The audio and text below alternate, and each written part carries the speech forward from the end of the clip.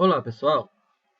Vamos falar um pouco do potássio, o nutriente, a adubação potássica, os benefícios, né?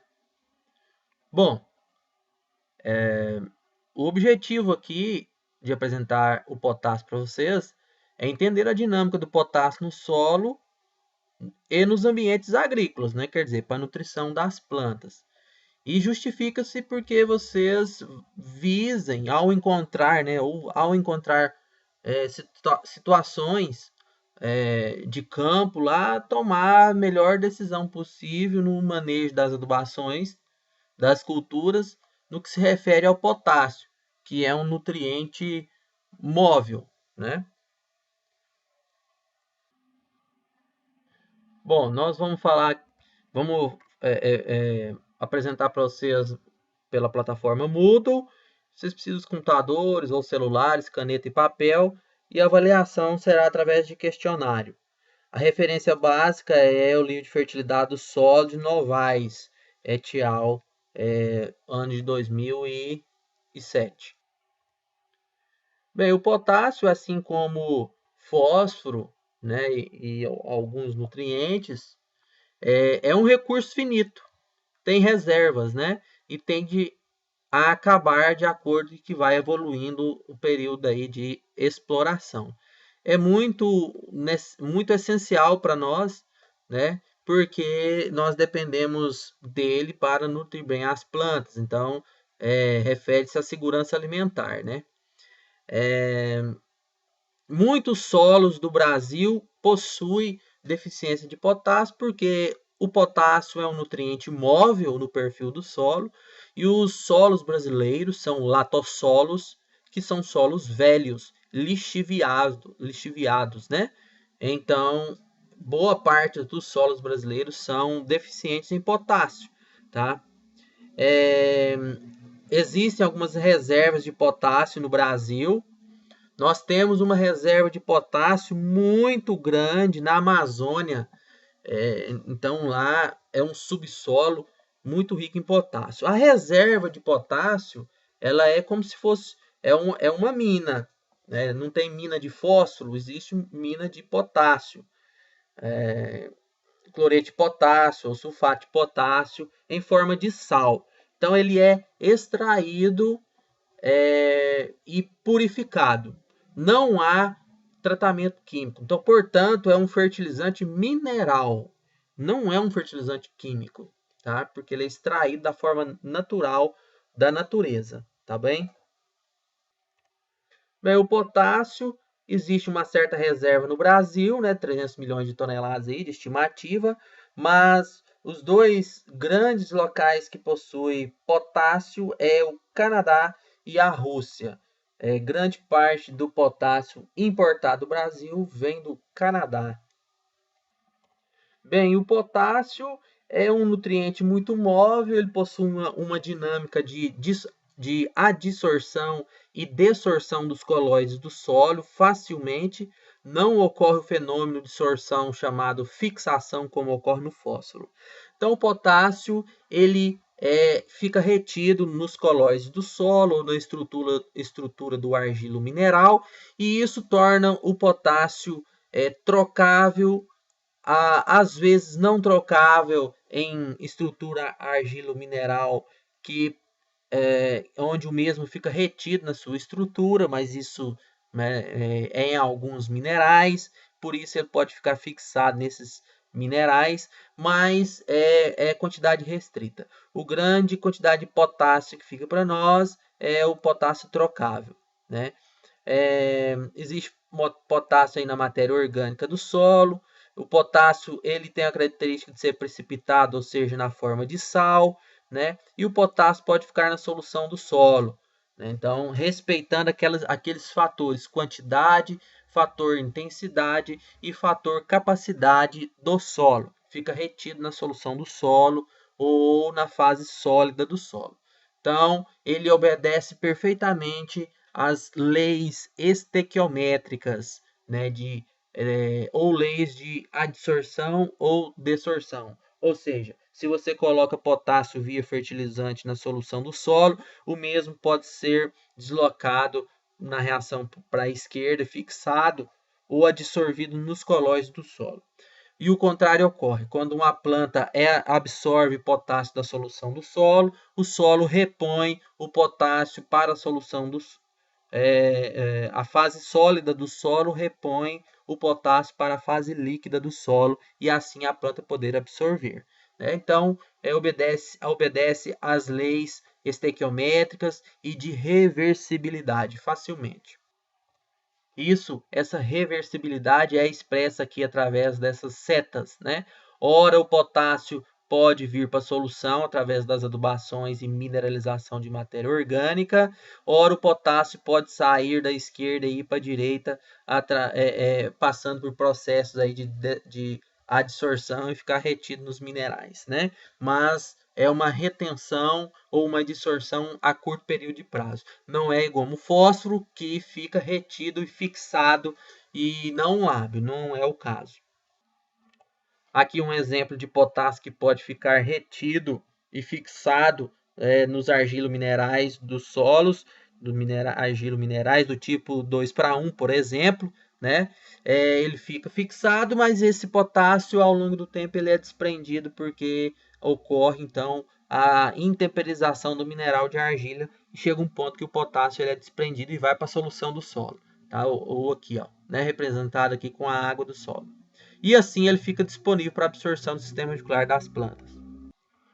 O potássio ele fica trocável. Quando eu falo trocável, é quando ele fica adsorvível, fica fácil para ser dissolvido para a solução do solo e absorvido pelo sistema radicular das plantas, né? Então o potássio ele fica trocável na solução do solo, fica trocável aqui nos ácidos carboxílicos de matéria orgânica, né? Radicais de matéria orgânica, nos argilominerais de silício, de alumínio, dióxido de ferro e alumínio, e fica o potássio trocável como cátion livre na solução do solo. O potássio é um nutriente que apresenta uma dinâmica muito fácil de entendimento. Não é complexo como fósforo e nem como nitrogênio.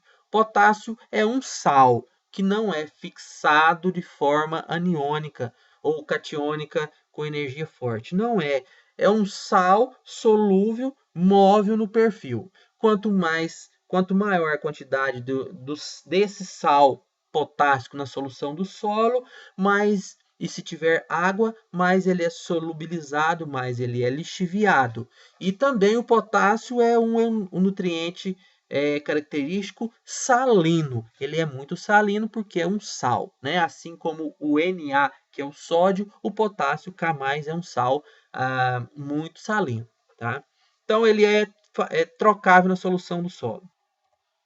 O potássio fica retido nos radicais de matéria orgânica do solo na forma de K+, facilmente dissolvido e absorvível pelas plantas. Então, respeitando aí os fatores quantidade e intensidade e fator capacidade do solo, o potássio contribui intensamente para esse equilíbrio, né? Então, nós temos aqui do lado direito, representando a solução do solo, que o nutriente catiônico, como o potássio, mas pode ser o cálcio, pode ser o magnésio, pode ser o amônio.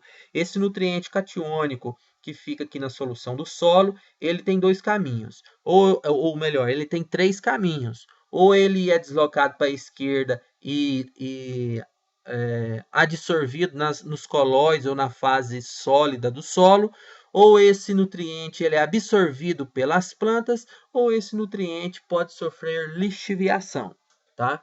Não esqueçam disso. Então, à medida que uma planta absorve a quantidade de potássio aqui na solução do solo, tem que ocorrer um deslocamento da direita para a esquerda para repor. Então, o solo repõe esse potássio que foi retirado. Então, por isso é necessário você fazer adubações potássicas com frequência em adubações de cobertura, porque a planta absorve uma quantidade expressiva de potássio no solo e aí você tem que repor.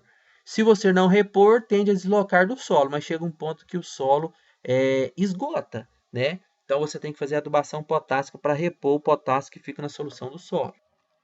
Bem, potássio e a sua relação com a calagem, a aplicação de calcário, né? Ela é muito importante também porque o potássio é um macronutriente primário, precisa em grande quantidade, e a calagem interfere de maneira direta ou indiretamente quanto à absorção desse potássio. Primeiro, o potássio, quando aplicado em solo ácido, é lixiviado.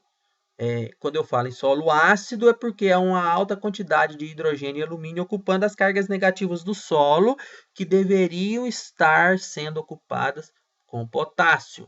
Então, se não há espaço para o potássio ocupar as cargas negativas do solo, porque está ocupado com hidrogênio e alumínio, o potássio é móvel no solo, ele vai ser lixiviado. Isso é um problema, né? Se o cátio absorvido é o cálcio em solos após calagem, a absorção de potássio é mais facilitada e também pela maior CTC do solo.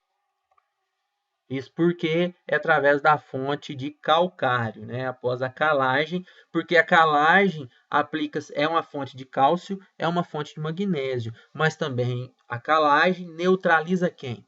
A acidez, que é hidrogênio e alumínio, acidez trocável e acidez ativa, né? Então, por isso há esse grande benefício. Agora, se o cálcio e o magnésio for aplicado através de outras fontes, que não seja o calcário, que seja nitrato de cálcio ou que seja sulfato de magnésio, e que não elevem a CTC, por que não eleva a CTC? Porque não é calcário. Quem eleva a CTC? Eleva a CTC quem desbloqueia a carga negativa, e é somente os corretivos que faz isso.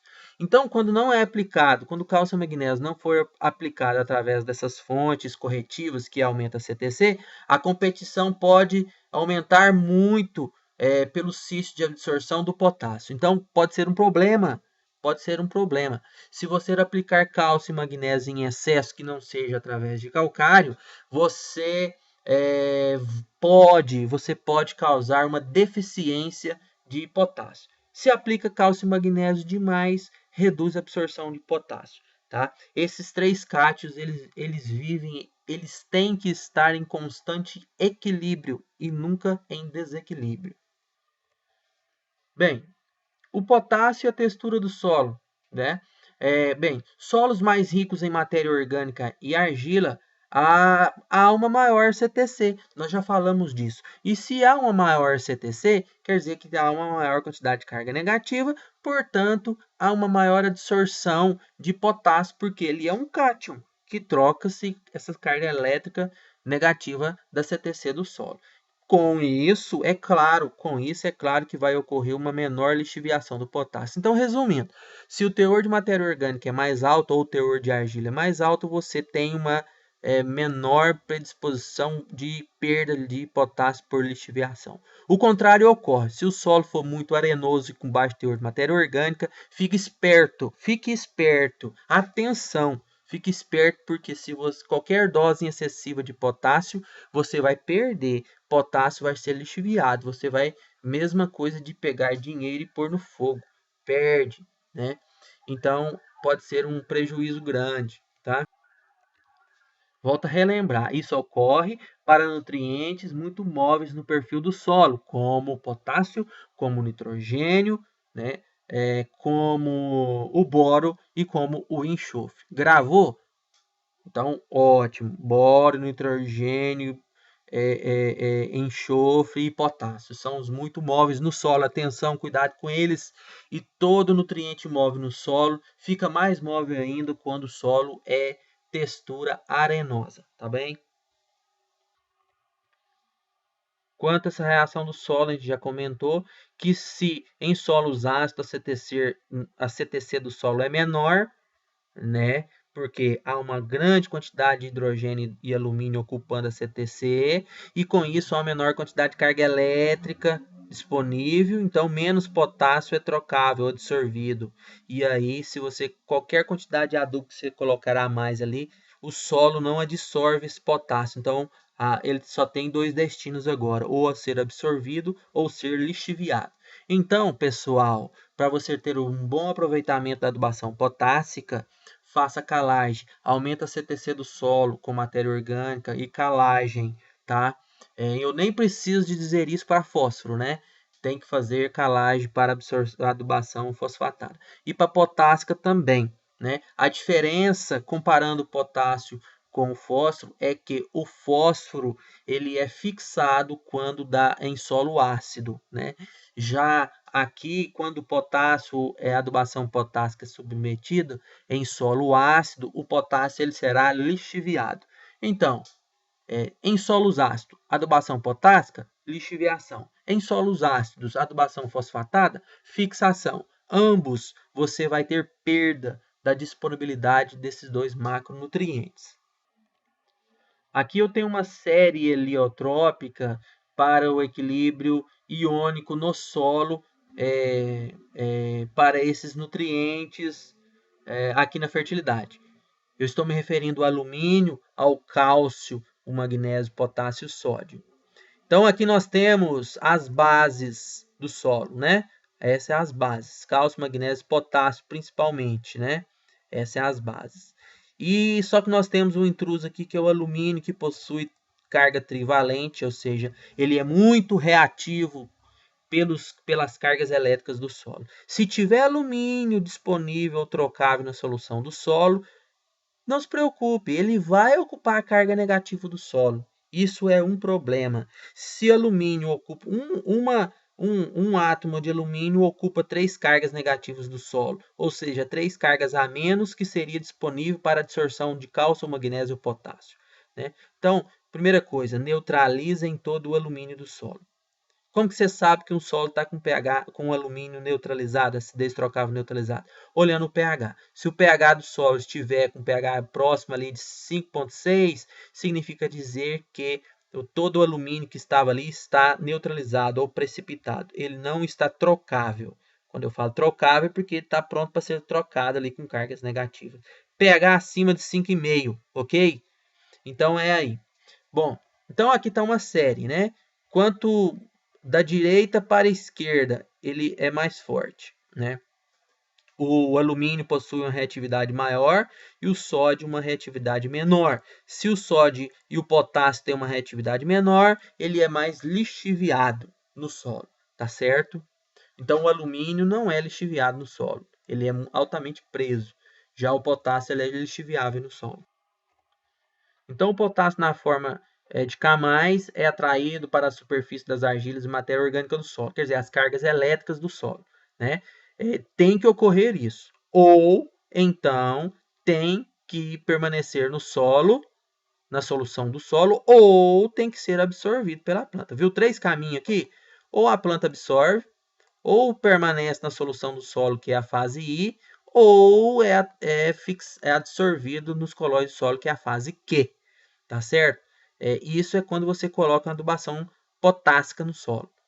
Ou ele é absorvido, ou fica na solução, ou a planta absorve.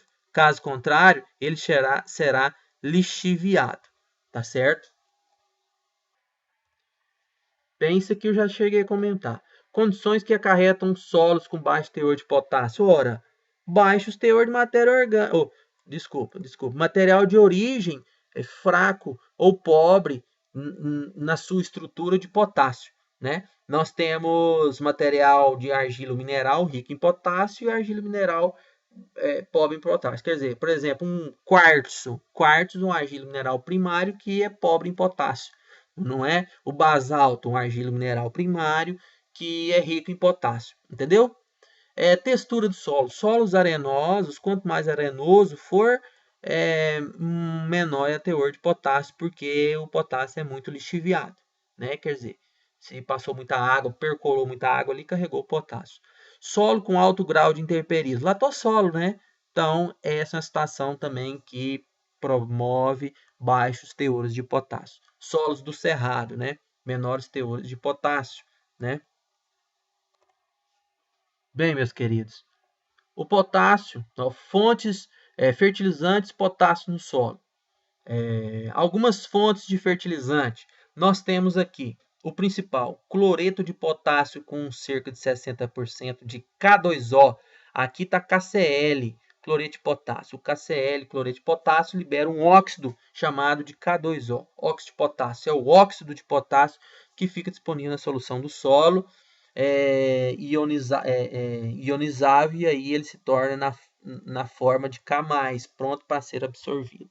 Essa é a principal forma. Só que tem o íon acompanhante, que é o cloro, que às vezes pode ser tóxico ou pode fornecer uma competição antagônica na absorção de outros nutrientes, tá?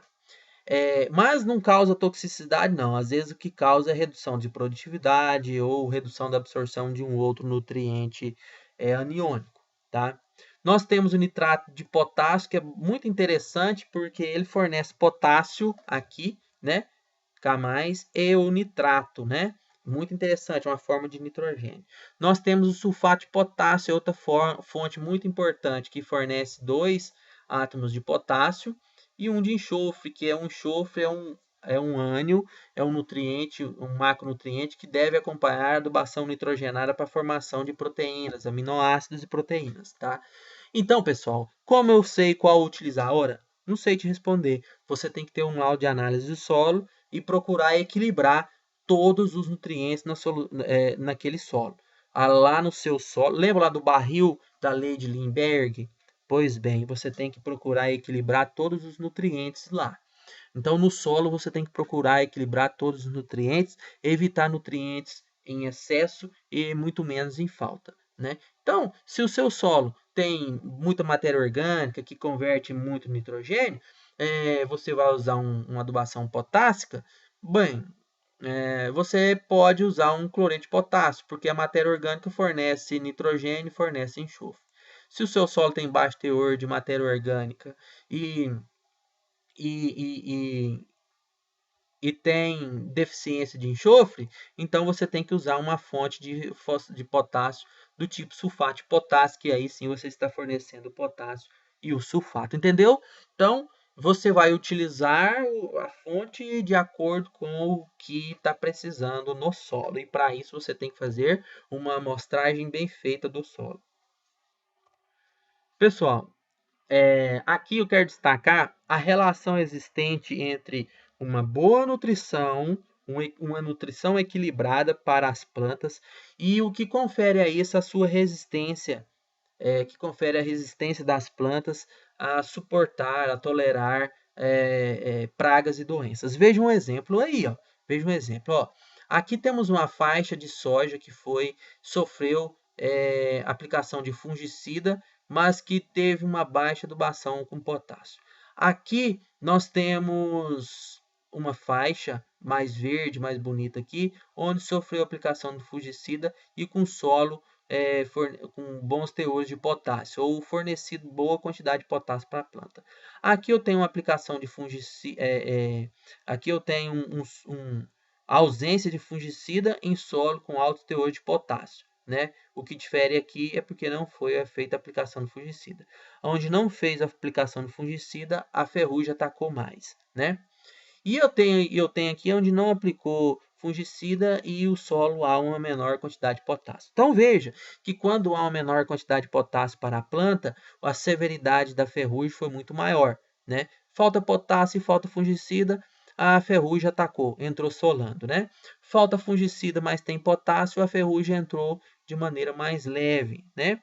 E com fungicida e menos potássio, a ferrugem ainda atacou. Mas quando eu coloco o fungicida associado com uma boa adubação potássica, eu tenho plantas resistentes, tolerantes e ausência da ferrugem asiática. E olha que aqui é uma área onde sofre a mesma pressão do patógeno, né?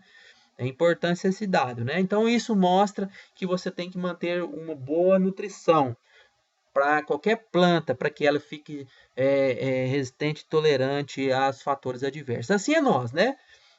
Se a gente for acometido com alguma doença, se nós estivermos bem nutridos, nós temos uma chance maior de cura natural dessa doença.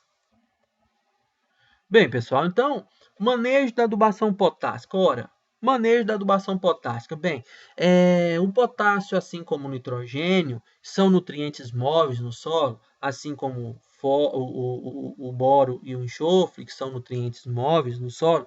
exige um manejo de adubação específico. Para isso, nós dependemos da dose, da fonte do fertilizante, da época. Dose por quê? Ora, quanto maior a dose, maior a chance desse camais ser lixiviado. Então, você tem que fornecer um nutriente na boquinha da planta. Ou seja, aquela quantidade suficiente de potássio deve ser fornecida, o suficiente que a planta consegue absorver. Não em excesso, que senão vai ser perdido. O fertilizante ou a fonte também é importante, né? Acabei de mostrar 3 fontes aí anteriormente, né? O sulfato de potássio, o nitrato de cálcio e o cloreto de potássio, né? Então, existem fontes que fornecem uma maior concentração de potássio, como, por exemplo, cloreto de potássio, né? É uma grande quantidade de cloreto de potássio, que tem uma grande quantidade de potássio, que é K2O, e também uma grande quantidade de cloro. Todos eles são altamente móveis no solo. Épocas mais chuvosas, você tem que parcelar mais a adubação potássica, né? Métodos de aplicação, ora, pode ser a lanço, pode ser introduzido no solo, não tem problema, né? Só não tem o problema da volatilização, como ocorre lá na ureia, mas pode ter problema de lixiviação, como também ocorre na ureia, né? Então aqui, como potássio, você tem que procurar aplicar doses mais reduzidas para evitar, então, lixiviação somente, né? Adubação foliar pode ser ocorrido com adubação potássica, mas cuidado para não ultrapassar o índice salino, ou desculpa, para não passar o aumento da salinidade da solução. A salinidade da solução do solo ou de uma solução de calda que vai ser aplicada nas folhas não pode ultrapassar a quantidade ideal de condutividade elétrica. Se a condutividade elétrica for maior do que, por exemplo, 3 desses siemens por metro, cuidado que isso é um sinônimo de solução salina, e aí então você pode causar desidratação das células do tecido foliar e começar a causar necrose por morte das células. Então, utilizem adubações foliares com fertilizantes salinos, isso vale para potássio, para qualquer outro fertilizante salino, de modo que não ultrapasse 3 desses siemens por metro de condutividade elétrica, tá? Aqui eu quero apresentar para vocês a concentração de óxido de potássio em cada fonte, né? O cloreto de potássio varia ali, tem uns 60 aqui, mas de 58 para cima de K2O, de 58 a 62%, e ele fica na cor rosa, cinza ou branco, né? Existe ele branco, mais purificado para sistemas de irrigação por gotejo. O sulfato de potássio variando aí de 48 até 53% de K2O, de cor branca. Todos são solúveis, tá? E o nitrato de potássio, uma boa quantidade também de potássio, aí cerca de 44% de K2O e cerca de 34% de nitrogênio, né? Então, são boas fontes aí para ser utilizada. Aí temos sulfato duplo de potássio e magnésio, que além de fornecer o sulfato de potássio, fornece o sulfato de magnésio. Isso é muito interessante para fornecer uma adubação equilibrada, aqui no caso de sulfato ou de enxofre, magnésio e potássio. Então, você vai utilizar a fonte que melhor proporciona um equilíbrio de todos os nutrientes na solução do solo. Algumas fontes alternativas de potássio. As rochas, os minerais primários, né? Eu disse agora há pouco que o basalto possui um mineral primário que é rico em potássio. E aí, esse basalto, por exemplo, há outros minerais de argila, voltem lá em física do solo, né, e origem do solo, que vocês veem, então, os minerais de argila ricos em potássio. Eles liberam potássio de maneira lenta para a solução do solo, né? Podem ser solubilizados e isso depende da granulometria do material, né? Então, quanto mais fino for aquela rocha, quanto mais fina ela for, mais moída ela passou, mais aumenta o contato, a área de superfície específica do material moído com o solo, e aí o grau de intemperização é maior, e a liberação, a solubilidade do potássio é maior, né? Temos o caso aí do pó de rocha, né? Pó de rocha é uma fonte alternativa, é um mineral lá chamado micaxistos, né? Que libera de maneira gradativa o potássio para a solução do solo. Então, ele é muito bom, porque ele libera lentamente, então é risco zero de perder potássio por lixiviação, né? Porque libera de maneira lenta. Cinzas de madeira, pessoal, muito rico em potássio. Você pode fazer um teste, né? Pega um pouquinho de cinza de madeira, põe na pontinha da sua língua, você vai sentir queimar, arder. Aquilo é sal, é muito salino. A cinza é salino, né? Então, se você utilizar a cinza como adubação potássica, perfeito, muito bom. Adubação natural, né? Agora não adianta você sair pôr no fogo para fazer cinza e pegar potássio, aí não compensa, é claro, não é o correto. Mas as cinzas fornecem muito potássio, tá? Pessoal, então é isso que eu queria apresentar para vocês referente ao potássio, tá? É, peço que vocês façam uma leitura e para responder bem o questionário, tá bem? É um nutriente fácil, a dinâmica é tranquila, tá? Então, creio que vocês não vão ter grandes problemas, não. Bons estudos, até mais.